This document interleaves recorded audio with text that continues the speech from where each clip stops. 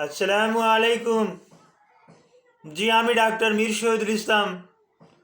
আমার চেম্বার তথা ঐতিহ্যবাহী শেখগড় সিলেট থেকে আপনাদের মাঝে উপস্থিত হতে পেরেছি। আপনাদের মাঝে উপস্থিত হয়ে প্রতিনিয়তই ভিডিও আপলোড করে আপনাদেরকে উপহার হিসেবে পাঠিয়ে দেই।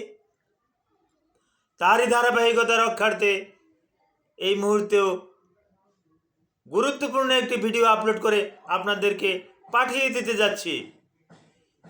জি দর্শক শ্রোতা, ভিডিওটা না টেনে পুরো ভিডিওটা উপভোগ করুন। পুরো ভিডিওটা উপভোগ করলে আপনি অনেক কিছু জানতে পারবেন। আপনি জানলে আপনি আপনার ফ্রেন্ড সার্কেলদেরকে বলতে পারবেন, আপনার ফ্রেন্ড সার্কেল তার ফ্রেন্ড সার্কেলদেরকে বলতে পারবে। এভাবে সবার বিষয়টা জানাজানি হয়ে যাবে। আর জানাজানি হয়ে গেলে তখন একটা সাধারণ একটা তথ্য অটোমেটিক্যালি খুঁজে পাবে, তাৎক্ষণিক একটা সমাধান দেওয়া যাবে। যে দর্শক শ্রোতা, আশা করি মহান রব্বুল আলামিন আপনাদেরকে কুশলে রেখেছেন। ওই মহান রব্বুল আলামিন আমাকেও কুশলে রেখেছেন বিদায় আপনাদের সম্মুখে এসে চিকিৎসা বিজ্ঞানের দু চারটা কথা বলার সুযোগ পাচ্ছি। যে দর্শক শ্রোতা, আলোচনা করব গলা ব্যথা বা সোর থ্রোট নিয়ে।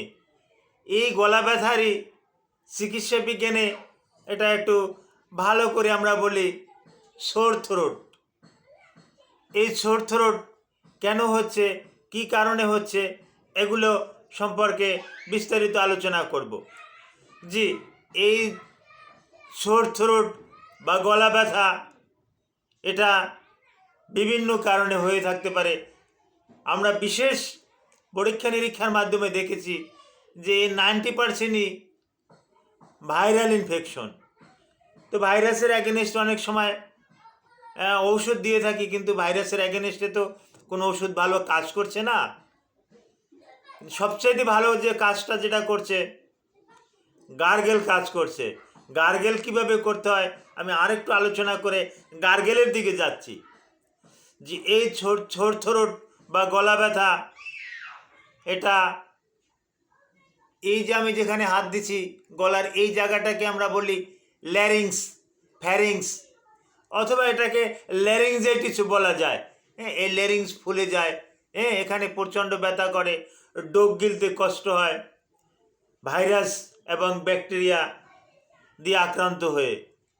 লক্ষণ, গলাটা ফুলে যাবে, শরীর মেজমাজ করবে, শরীরে জ্বর থাকবে।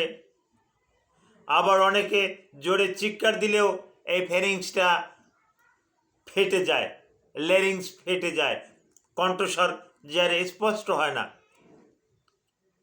এদের জন্য প্রযোজ্য ঔষধ কি? প্রযোজ্য ঔষধ হলো গার্গেল করা।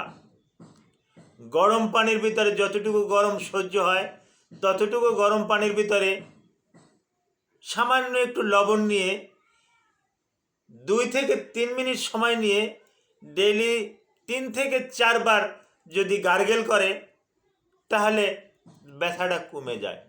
আপনি আমাদের কাছে কখন আসবেন? আপনি চিকিৎসকের কাছে কখন যাবেন? চিকিৎসকের শরণাপন্ন কখন হবেন?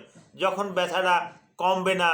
হ্যাঁ, এখানে প্রচণ্ড বেদনা করবে, খাবার দাবার গিলতে পারবেন না, টনসিল ফুলে যাবে, নেজাল স্টিফনেস হয়ে যাবে, আরও বড় ধরনের কোনো সমস্যা যখন দেখা যাবে, তখন আপনি নিকটবর্তী একজন বিশেষজ্ঞ, মেডিসিন বিশেষজ্ঞ ডক্টরের কাছে চলে গেলেও চলবে। আর সবচাইতে ভালো হয় একজন ইএনটি স্পেশালিস্টের কাছে চলে গেলে আরও ভালো হয়।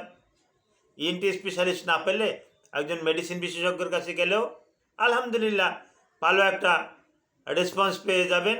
উনি আপনাকে যে সাজেশন দেবে ওই সাজেশন থেকে, ওনার সাজেশন মতন যদি চলেন, উনি আপনাকে হিসাব নিকাশ করে কিছু অ্যান্টিবায়োটিক ব্যাকটেরিয়ার এগেনস্টে, কিছু অ্যানালজেসিক, কিছু অ্যান্টিহিস্টামিন এগুলো দিয়ে দেবেন। এগুলো খাওয়ার পর আপনি ভালো থাকবেন। তো গলা ব্যথা হলে আপনি অবহেলা করবেন না, যত দ্রুত সম্ভব আপনি চিকিৎসকের শরণাপন্ন হন এবং ভালো থাকুন। Thank you all.